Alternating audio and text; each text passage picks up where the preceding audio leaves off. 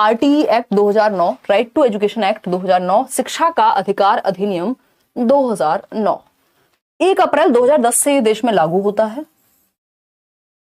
अपवाद है जेएनके, बाद में वहां भी लागू हो जाता है।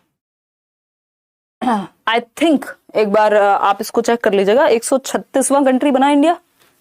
मैडम क्या फोन में ऐसा क्या है जो हमें नहीं है, बताइए। मम्मी से चैट कर रही हो।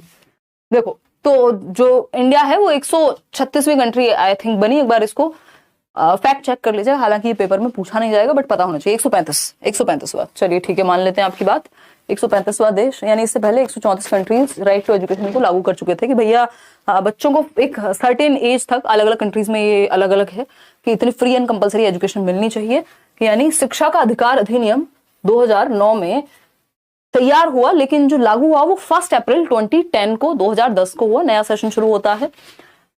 इसके तहत जो आपका संविधान है, कॉन्स्टिट्यूशन है, उसमें परिवर्तन हुआ, संशोधन हुआ, अमेंडमेंट हुआ। 86वां संविधान संशोधन कहा जाता है 2002 में। 86th अमेंडमेंट आर्टिकल 21A को इंसर्ट किया गया और आर्टिकल 21A जो है उसने कहा कि निःशुल्क एवं अनिवार्य शिक्षा, यानी फ्री और कंपलसरी एजुकेशन, यानी माँ बाप भी चाहें तो बच्चे के अधिकार को, उसके फ्री और कंपलसरी एजुकेशन लेने से उसको वंचित नहीं कर सकते। कि माँ बाप का मन नहीं किया, नहीं तुम तो अपने दूसरे बच्चों का ध्यान रखो, तो ये नहीं हो सकता कि अपने बहन भाई का ध्यान रखो। वो भी लीगल नहीं है। अगर माँ बाप भी बच्चों को एजुकेशन लेने से रोक रहे हैं तो उसके अधिकार से उसको वंचित कर रहे हैं। ठीक है ना। बिट्टू यादव क्या कह रहे हैं, मैम मेरे टेक्स्ट बुक पर प्रीवियस ईयर पेपर दिया है, उनमें 92, 95, 93 ऐसे मार्क्स आ रहे हैं, क्या मेरा हो जाएगा? पेपर हार्ड तो नहीं आएगा? सीडीपी में 27, 35 मिनट, 16 में 16, ये लास्ट लाइन नहीं समझी मैं बिट्टू यादव। बाकी हाँ ठीक है, मतलब अगर इतना स्कोर आ रहा है तो वो बढ़ेगा बल्कि फाइनल एग्जाम में। और थोड़ा सा ये देखो किस सेक्शन में कम स्कोर कर रहे हो, क्या रीजंस हैं, जो भी आपने टेस्ट सीरीज लगाई है और जो ऑफिशियल पेपर्स हैं प्रीवियस, उन दोनों के लेवल में कितना अंतर है उससे भी आपको पता लगेगा। ऐसा तो नहीं है वहां कुछ और ही पूछा जा रहा है, यहाँ कुछ और ही पूछा जा रहा है। हालांकि कुछ हद तक ठीक ही मानेंगे ये जो भी वेबसाइट आप बता रहे हैं, बट स्टिल मतलब मैंने एग्जैक्टली नहीं देखा, बट मेरे पास जो फीडबैक है काफी लर्नर्स से, वो मुझे लगता है कि ठीक ही है। चलिए आगे बढ़ते हैं। उर्मिला देखिए पढ़ते हैं। अगर हम बात करेंगे यहाँ पर संविधान का, थोड़ा सा एनालिसिस आप स्वयं भी करें, है ना, उससे कोई नुकसान नहीं होगा। और अगर इतने आ रहे हैं तो आप थोड़ा सा सेक्शन वाइज इंप्रूव कर लीजिए तो बेहतर हो जाएगा। 86वां संविधान संशोधन की अगर हम बात करें 2002 में, तो आर्टिकल 21A के तहत 6 से 14 वर्ष के बच्चों के लिए 6 to 14 ईयर्स ऑफ एज, यानी कक्षा 1 से 5 तक, भाई 6 वर्ष का बच्चा पहली क्लास में बैठेगा तो कक्षा 1 से 8 तक, तो कक्षा 1 से 8 तक ये जो 8 साल की फ्री एजुकेशन है और कंपलसरी एजुकेशन है वो बच्चे को मिलनी चाहिए, क्लास 1 to 8। और हम बच्चे को फेल भी नहीं कर पा रहे थे इस दौरान, तो 6 से 14 वर्ष के बच्चों को अनिवार्य शिक्षा दी जाए, कंपलसरी एजुकेशन है। डिसेबल्ड के केस में यदि बच्चा डिसेबल्ड है तो 6 से 18 वर्ष होनी चाहिए, ये जो एज ग्रुप है। एज के अनुसार नामांकन होगा, यानी मान लीजिए एक बच्चा है जो 8 साल का हो गया है, वो कभी स्कूल नहीं गया, अब आप उसको 8 साल की उम्र में पहली बार स्कूल में क्या करा रहे हैं, एनरोल करा रहे हैं। माँ बाप ने नहीं भेजा, खुद से नहीं गया, या 2 दिन गया फिर गया ही नहीं, तो आप क्या करा रहे हैं, एडमिशन दिला रहे हैं, बच्चे को एनरोल करा रहे हैं 8 साल की उम्र में। तो क्या आप इसको पहली क्लास में एडमिट कराएंगे या फिर इसका एडमिशन आप डायरेक्ट दूसरी और तीसरी में कराएंगे? भाई कायदे में तो 3rd क्लास में ये होना चाहिए 8 साल की उम्र के अनुसार। तो अब ये कहता है आरटीई कि एज वाइज होमोजीनियस बन जाएगी क्लास। एज वाइज होमोजीनियस क्या होता है, समरूप बन जाएगी क्लास आयु के अनुसार, क्योंकि आयु के अनुसार एडमिशन होगा क्लास में। अगर मान लीजिए बच्चा 2 साल स्कूल नहीं भी जा पाया तो वो टीचर्स की जिम्मेदारी है, सिस्टम की जिम्मेदारी कि उस तरह से प्रिपेयर कराएं बच्चे को कि वो बाकी की एजुकेशन कवर कर ले, क्योंकि वो कॉग्निटिवली तो मैच्योर हुआ ही है ना, बेशक वो स्कूल नहीं आया उस दौरान, तो एज वाइज आसपास के एनवायरनमेंट की एक्टिविटी वाइज सीखा तो है ही। तो पुराने को कवर कराना स्कूल की जिम्मेदारी, टीचर की जिम्मेदारी। और साथ में अगर 8 साल में आया है तो डायरेक्ट 3rd में एडमिशन दिलाएंगे, एज वाइज क्लास में एडमिशन होगा, ना कोई टेस्ट लिया जाएगा बच्चे के लिए, ना कोई टीसी मांगी जाएगी, ना कुछ और कहा जाएगा, चुपचाप से एडमिशन कर लेना। किसी का भी अधिकार नहीं है कि बच्चों को किसी भी आधार पे एडमिशन स्कूल में ना दे, ऐसा कहता है आरटीई। ठीक है। एक चीज है इकोनॉमिकली वीकर सेक्शन, यानी जो आर्थिक रूप से पिछड़ा वर्ग है, कमजोर वर्ग है, उनको भी 25%, जो प्राइवेट स्कूल्स भी हैं तो वहां पर कोटा दिया जाए, रिजर्वेशन दिया जाए कि वहां पर 25% बच्चे जो हैं वो ईडब्ल्यूएस कैटेगरी के पढ़ पाए। इसका भी गलत इस्तेमाल होते हुए हम कई बार देखते हैं और कई बार सही भी चीजें, इससे बेनिफिट मिल पाता है ईडब्ल्यूएस वाले बच्चों को। अब आरटी के अंदर कुछ चीजें बैन हैं अगर हम देखें, जैसे कॉर्पोरल पनिशमेंट, बच्चे को मुर्गा या मुर्गी आप नहीं बना पाएंगे, आंखें नहीं दिखा पाएंगे, पीट नहीं पाएंगे, अपने अंदर की फ्रस्ट्रेशन बच्चे पे आप नहीं निकाल पाएंगे। अगर कंप्लेंट हो गई तो जान बचानी भारी हो जाएगी, नौकरी बचानी भारी हो जाएगी। बहुत जगह पे आज भी ये चीजें चलती हैं, बट धीरे धीरे मैं और आप या जो भी नवीन चिंतन वाले लोग हैं वो इन चीजों को अप्लाई करेंगे, क्योंकि कोई भी पॉलिसी बनती है तो बहुत विद्वान लोग बैठ करके इस पर दिमाग लगा करके बनाते हैं, और बाहर की कंट्रीज में पहले ये चीजें अप्लाई हो चुकी होती हैं, फिर जाकर के यहाँ आती हैं, और कई बार हम भी कुछ नया सोच लेते हैं। तो बच्चों को शारीरिक या मानसिक सजा नहीं देनी है, यानी नो कॉर्पोरल पनिशमेंट, नो मुर्गा मुर्गी बनाना और नो आंखें दिखाना।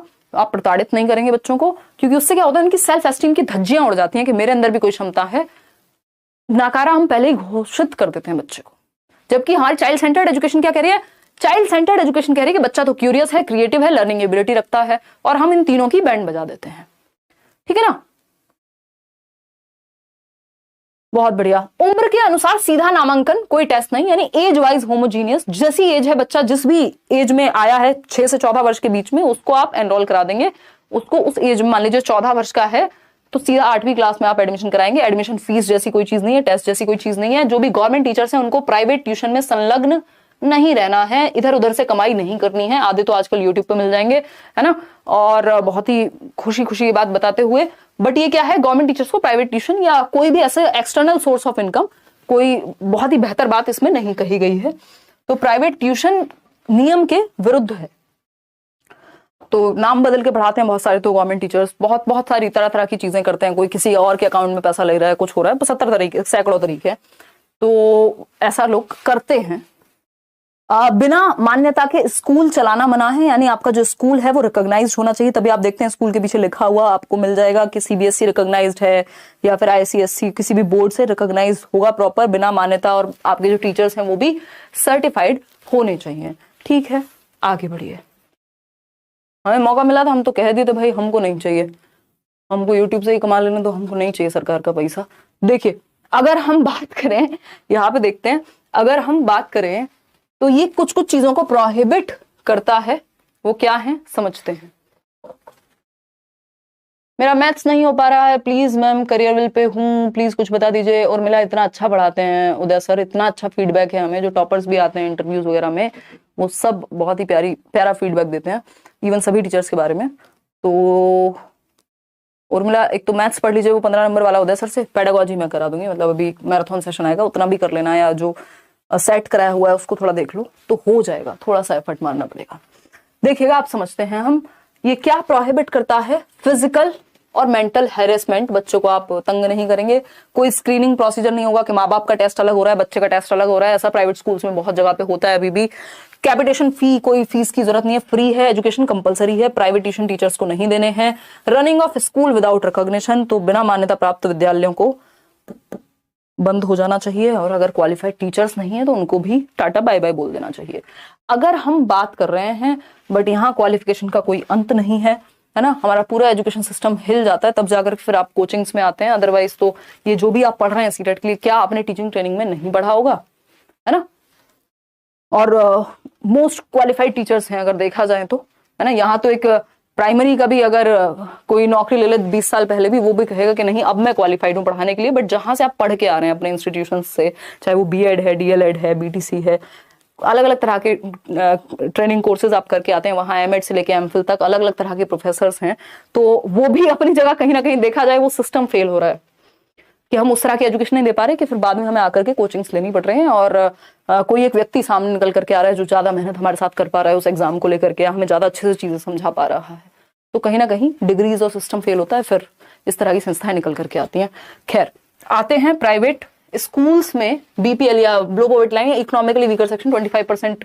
अच्छा, ये याद रखिएगा, प्यूपिल टीचर रेशो जो है 30:1 है, यानी 30 बच्चों पे एक टीचर, ये है प्यूपिल टीचर रेशो, यानी शिक्षार्थी और शिक्षक रेशो जो है, यानी जहां 30 बच्चों की संख्या है तो एक टीचर, 60 बच्चे हैं तो 2 टीचर, 90 बच्चे हैं तो 3 टीचर, अगर 150 बच्चे हैं, 150 से ऊपर हैं, 150 हैं तो 4 टीचर प्लस एक प्रधानाध्यापक या अध्यापिका, प्रिंसिपल भी होने चाहिए। ठीक है, अगर हम बात करें प्राथमिक स्कूल बच्चे के घर से 1 किलोमीटर के दायरे में, वह उच्च प्राथमिक यानी जो प्राइमरी स्कूल है 1 to 5 का, वो 1 किलोमीटर के आसपास होना चाहिए आपके घर के। जो एलिमेंट्री या मिडिल स्कूल है 6 to 8 के लिए, वो 3 किलोमीटर के दायरे में होना चाहिए। ठीक, 1st to 5th वाला 1 किलोमीटर के दायरे में होना चाहिए। ठीक, यानी ये है बच्चे का घर, बच्चे के घर से 1 किलोमीटर पर होना चाहिए प्राइमरी स्कूल, और 3 किलोमीटर के दायरे में होना चाहिए क्या, middle school 6th to 8th वाला 3 किलोमीटर के दायरे में। ये बात कही गई, गवर्नमेंट स्कूल की बात हो रही है यहाँ पे ज्यादातर। अगर हम बात करते हैं आगे बढ़ने की, तो कक्षा 1 से 5 में 200 वर्किंग डेज होने चाहिए, यानी 200 दिन स्कूल खुलना चाहिए। कक्षा 6 से 8 में 220 दिन स्कूल खुलना चाहिए, सारी छुट्टियां वुट्टियां हटा के जो टोटल वर्किंग डेज निकल के आए, एटलीस्ट 220 दिन स्कूल खुले। इसके अलावा अगर हम कह रहे हैं तो ये कहता है 45 घंटे 45 आवर्स एक हफ्ते में काम करना, एक सप्ताह में टीचर को, जिसमें प्रेपरेटरी या लेसन प्लानिंग के घंटे जो हैं वो इंक्लूडेड हैं।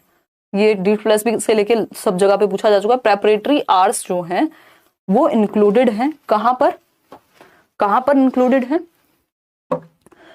इन 45 घंटों में एक सप्ताह के हिसाब से लगभग 6 से 7 घंटे जो है एक टीचर को काम करना है एक दिन। चलिए आगे बढ़ते हैं। जो 1st to 5th का टीचर है वो प्राइमरी टीचर कहलाता है, 6th to 10th को हम ट्रेंड ग्रेजुएट टीचर कह देते हैं, 11th 12th के टीचर को हम PGT या लेक्चरर कह देते हैं। ये एक बेसिक अंडरस्टैंडिंग वाली बात है, ये डायरेक्ट पेपर में पूछे बट ऐसा कई बार हम घबरा जाते हैं, तो ये एक बेसिक बात हुई। और प्राइमरी लेवल पे 30:1 होना चाहिए, यानी 30 बच्चों पे एक शिक्षक। अगर एलिमेंट्री लेवल है 6th to 8th का, तो 35 बच्चों पे, क्योंकि बड़े बच्चे हैं तो ज्यादा बच्चे भी शांत बैठ जाते हैं, जैसे आप तो 22, 23, 32 हजार भी लोग शांति बैठे रहते हैं। ठीक, तो अगर हम बात करें तो ये 6 to 8 के लिए 35:1, प्राइमरी के लिए 1 to 5 के लिए 30:1, 9th 10th सेकेंडरी लेवल है, 11th 12th को सीनियर सेकेंडरी कहते हैं, ये तो एक डिफरेंट तरीके की बात हो गई।